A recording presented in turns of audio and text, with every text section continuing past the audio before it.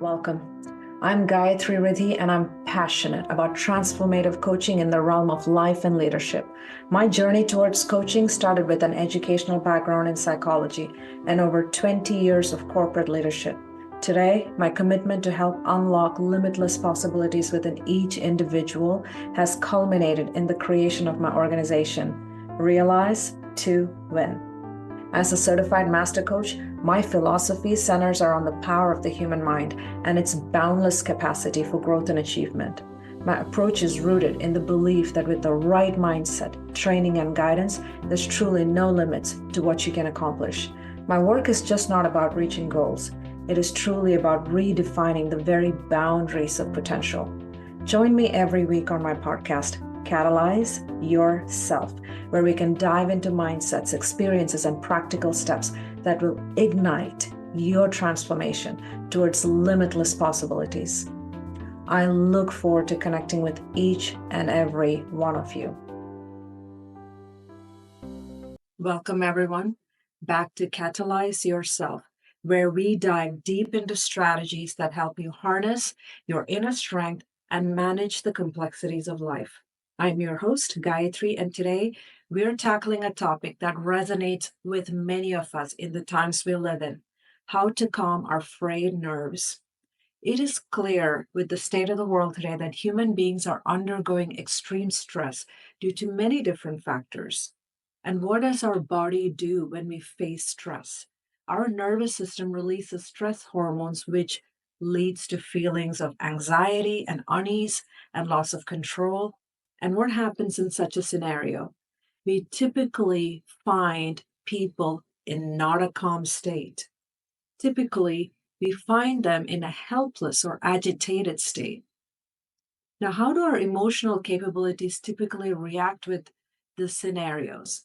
Under stress, the brain's emotional centers can become hyperactive, leading to pretty much an increased likelihood of perceiving situations as threatening or frustrating. This emotional state can make it very difficult to respond calmly or rationally. Often, this results in anxiety. The brain's focus on potential threats can lead to technically a negative bias. So, what that does is we start looking at interactions and our experiences in a much, much harsher light. Regardless of how we got here, what we find that many of us project our internal turmoil into others through anxiety that may either show up as withdrawal or isolation, and for others, it could be anger or aggression. What is happening here is these individuals are using projection as a coping mechanism. It's an unhealthy one, but it helps them manage an internal stress. It could be that you have people snapping at colleagues, shutting down or becoming disengaged. Or it could be some of us reacting disproportionately to minor irritants. When we allow stress to determine how we interact with the world, it can lead to a vicious cycle where stress perpetuates more stress, making it really difficult for us to return to a state of calm. Over time, what this does is it affects our mental health, leading to conditions like anxiety disorders or chronic anger issues. So, what can we do here? For each of us to navigate life and continue to be our best selves, we need to determine how to keep our nervous system in a much calmer state. We have to make the decision that we will give our mind and our body tools to navigate the stressors in a reasoned, intentional, determined, and calm manner. It is when we have mastered the ability to calm our frayed nerves, regardless of any stressors that we could be facing daily, that we will truly continue to thrive and live successful lives. Thank you for joining our session today so we can focus on how to calm your frayed nerves. My life journey has shown me that creating this ability within us is a key part of success strategy in life. My hope is that you already feel this way, or by the end of the session, it will be determined that these are the steps that you will be taking, and you will find it necessary for you to take care of yourself. So let's go ahead and get started. Before we go into what anxiety is and how we can proactively get to a state of calmer nervous system, there is something we have to acknowledge. Our education and awareness of the human body and mind and openness to exploring human emotions have evolved tremendously over the past many years. The awareness of anxiety itself is at an all time high at this point, to the point that it is considered a buzzword or even as an excuse or a sign of weakness by many, versus a true emotion that humans have as a result of how they process stress. Regardless of how anyone feels about it, fact is, anxiety for those who have it is a real, palpable feeling that impacts their quality of life. There are studies that show that stress released hormones in cases where the threat is emotional. And what I mean by that, it is not physically or immediately life threatening. These same changes by those hormones can cause significant distress to the body. So it's a disproportionately more stress hormones released. So, what does this tell us?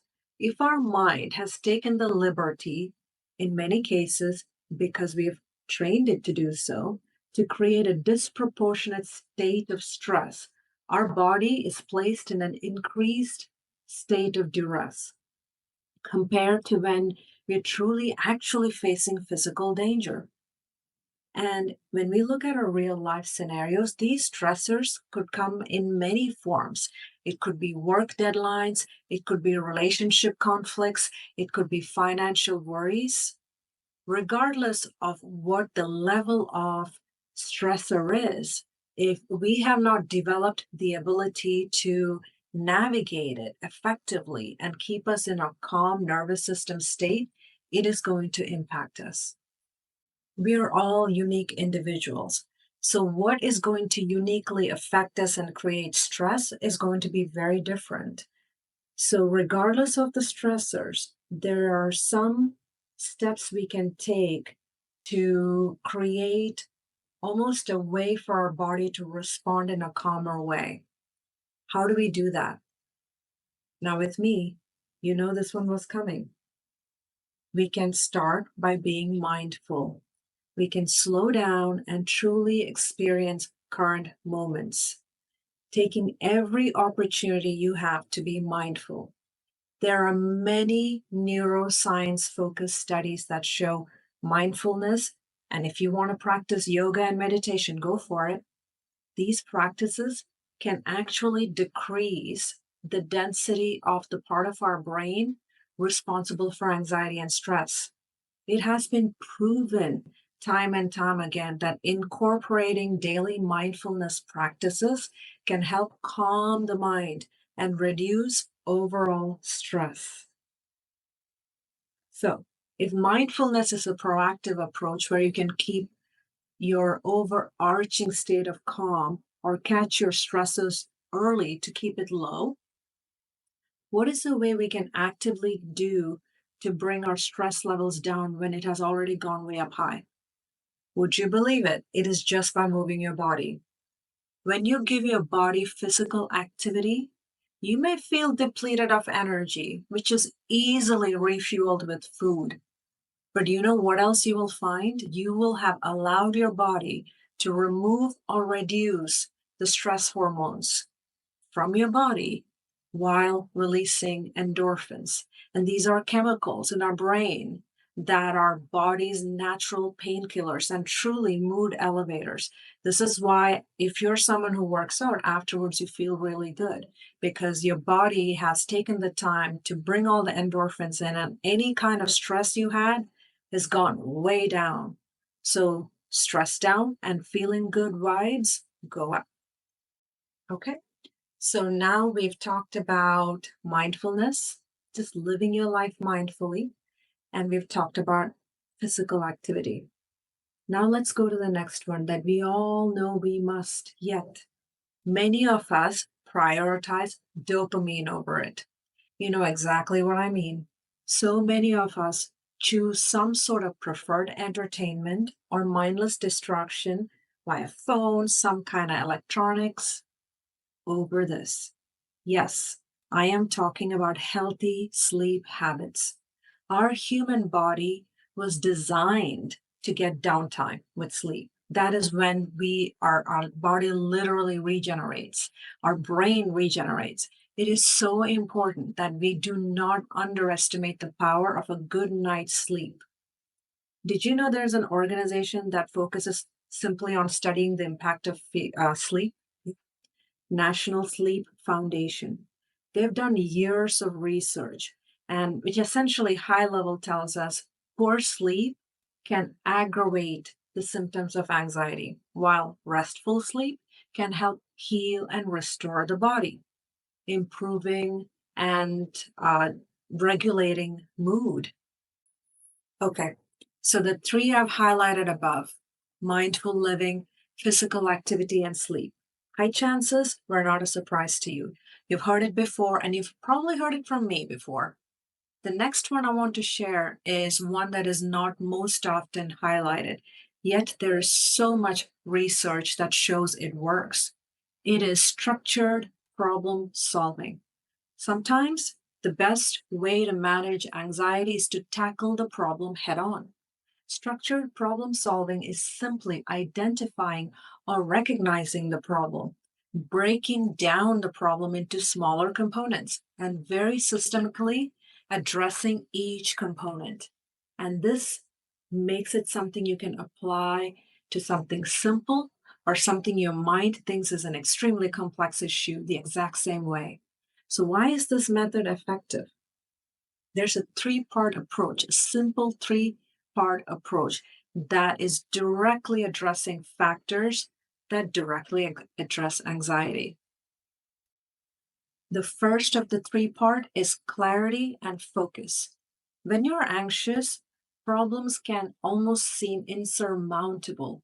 Structured solving helps by breaking large, overwhelmingly feeling issues into smaller, manageable parts. This segmentation literally makes any situation seem less daunting and more approachable, and this directly impacts your anxiety. The second is sense of control. Anxiety often stems from the feeling of a lack of control in a situation. By actively engaging in problem solving, what we are doing is we're giving ourselves a feeling of being more in control of the outcome. This is an empowerment feeling, and it reduces the feeling of helplessness and therefore directly impacts anxiety. The last of the three part: action orientation. Structured problem solving encourages, asks of you to take action over cycling over the problem or rumination over the problem, just sitting in with the problem. It's actually saying, move, take action. So instead of dwelling on what could go wrong, this method prompts individuals to think constructively, solution oriented thoughts. And this shifts their mind from just worry to action. And you know what that is? A different part of the brain. And what does this do? Directly impacts anxiety. Now, I know all of us love a little bit of dopamine to make us feel good, and we are seeking it most of the time. And I know I've asked you to sacrifice some of it so your body can sleep and rest and get better, so your brain can regenerate and your body and mind can be more optimal in navigating stress. But before we move into our next suggestion on how to train our brain to proactively tackle stresses, so we do not get to a point where our nerves are frayed and we project out to the world behaviors that are not quite adding to making the world a better place, I want to add the benefit of structured problem solving. One more: dopamine. When you solve problems, you release dopamine. The dopamine release is why activities like video gaming, which involves constant problem solving for immediate rewards, can be especially appealing to individuals with anxiety. Each accomplishment or achievement in the game triggers a dopamine release, providing a sense of pleasure and accomplishment. So, how do we take this approach, which is good entertainment and potentially addicting, and translate it into real life so we can continue to grow and train our brains to retain a calmer state? It could potentially look like this. You would set clear objectives. Just as games have clear missions or objectives, define clear, specific goals for your real life problems. Immediate feedback. Implement solutions that allow you to see immediate results, similar to how the games are providing instant feedback to player actions. And you know what happens when you create smaller segments of progression? You see the changes, the results, much sooner than trying to navigate a giant problem that might take you forever to see the results of it. Incremental challenges. Tackle the problems in stages or levels, starting with easier tasks and gradually increasing your difficulty. And this is very similar to how a game would progress.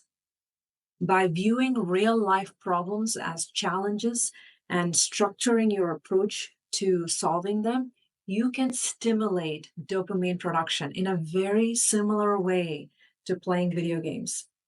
This not only reduces anxiety, but also enhances our motivation, our satisfaction from overcoming true real world challenges and problems. Structured solving of any problem that you might be facing essentially turns these scenarios into opportunities for rewards, changing the emotional response from anxiety to true anticipation and satisfaction. Okay, so now we know if we choose to incorporate mindful moments, we integrate physical activities into our life, we ensure healthy sleep habits, and we shift our perspective of anxiety and turn it into something that you have to solve in a structured, methodical way. We are training our brain to keep our nervous system calm. There's one more strategy that I want to share with you, and this is connecting with nature. There is so much research and so many who will personally attest to the soothing effects of natural environments to enhance our physiological and psychological well being. So, what exactly is happening to you when you're in nature that is directly impacting your nervous system? Every single one of our senses is getting impacted in a positive way. Let's start with our eyes. Our brain gets soothing visuals when we are in nature. The sight of natural landscapes, the greenery, the forest, water can significantly reduce stress. For those of us who have taken the time to note, and for those of us who have not yet, I would highly recommend it. Pay attention mindfully, and you will see there's a pattern to all of it. There's a patterns to the colors and textures of nature. There's a label to it. It's called fractal pattern. And this specific type of complexity of pattern has a lot of research that shows it's the type of pattern that calms the brain. Now let's go to sounds, ears. Okay, natural sounds like birds, leaves, rhythmic sounds of the water, they all have a profound impact on the nervous system. These sounds typically fall within a frequency range that is very, very calming to the human brain. So, for instance, the sound of running water, gentle rain, it can create almost a white noise effect, which allows the brain to move into relaxation mode. Now let's move to the next sense, touch. Our touch, physical contact with natural elements like walking barefoot on grass or touching the rough bark of a tree can ground an individual's sensory experience, and it reduces the physiological and psychological stress levels. Really focusing on touch and the feeling of it helps divert our focus from stressors and redirects it towards calming present moment sensations. You know what we're doing is a mindful activity. Now let's move to our last sense, smell. Smells from the natural environment, the greenery around you, the earth. It can really play a role in reducing anxiety. Many of these plants and trees emit organic compounds that have antibacterial properties, and these have been known to boost mood and immune function. Not to say high levels of oxygen, because you're surrounding yourself with nature's machines that are generating oxygen for us. So, long story short, the sensory experiences provided by nature, sight, sound, touch, smell, not only offer immediate relief from the symptoms of anxiety, it also fosters long term resilience against stress by literally recalibrating our body's response systems. I highly recommend all of these strategies. Every single one of the strategies I've given you, yes, there are studies and research supporting this. Speaking personally, though, they have all worked for me. And they have worked for so many I've had the chance to either know in my personal life, professional life, or help in my personal life or professional life. I hope if you're not already incorporating some or all of these, you will make the decision to after the session. Each of these strategies can be tailored to fit you and the way you live your life today. Having said that, we know this.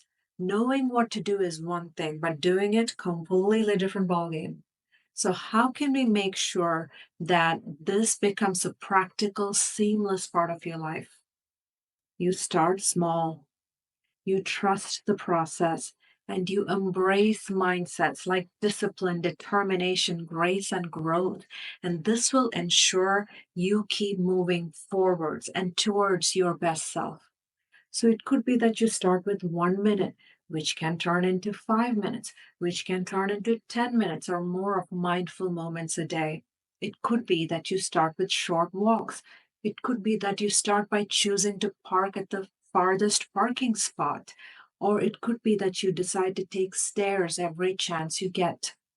It could be that you end up with a scheduled activity that gives you the time to move your body. Start small, even with structured problem solving process for your anxiety sources. Start small, and in time, you will find you will have trained your mind and your body to respond to stress differently. And if you need it, find your type of non judgmental support. It could be a mentor, it could be a friend, it could be a family member, or even a coach like me. Managing anxiety isn't about toughing it out on your own. You can, but you don't have to. It is about finding effective strategies that work for you and improving your quality of life. As we wind down today's episode, I want to leave you with these thoughts. When we look around the world today, there's a lot of good that brings hope and happiness. And we know this. There is just as much bad, which brings stress. And if we are not intentional about it, we will find ourselves with absolutely frayed nerves and coping with anxiety by lashing out or shutting down. My hope is that each of us will choose ways to remain calm so we can be effective in how we respond to the world. When we are responding to bad in the world, it becomes even more critical that we are effective. Otherwise, all we're doing is trying to stop chaos by adding to the chaos. So that's all for today's episode of Catalyze Yourself. I hope you found these insights helpful and that you feel more equipped to calm those frayed nerves. I'm your host, Gayathri, and I am also a life and leadership coach. So, if I can help you maximize your effectiveness as a leader, I can help you lead your life versus letting life lead you. If I can help you with transitions that you may be navigating in your personal or professional life, or even help you achieve a goal that you've not been able to accomplish yet, please do not hesitate to connect with me directly and we can explore it further. In the podcast descriptions, you will find my socials and you can reach out to me via LinkedIn or Instagram. If you liked the content within this series, please do subscribe for more episodes. And if you enjoyed today's podcast, please do leave a review with your thoughts. Until next time, keep reflecting, keep learning, and keep growing towards your best self.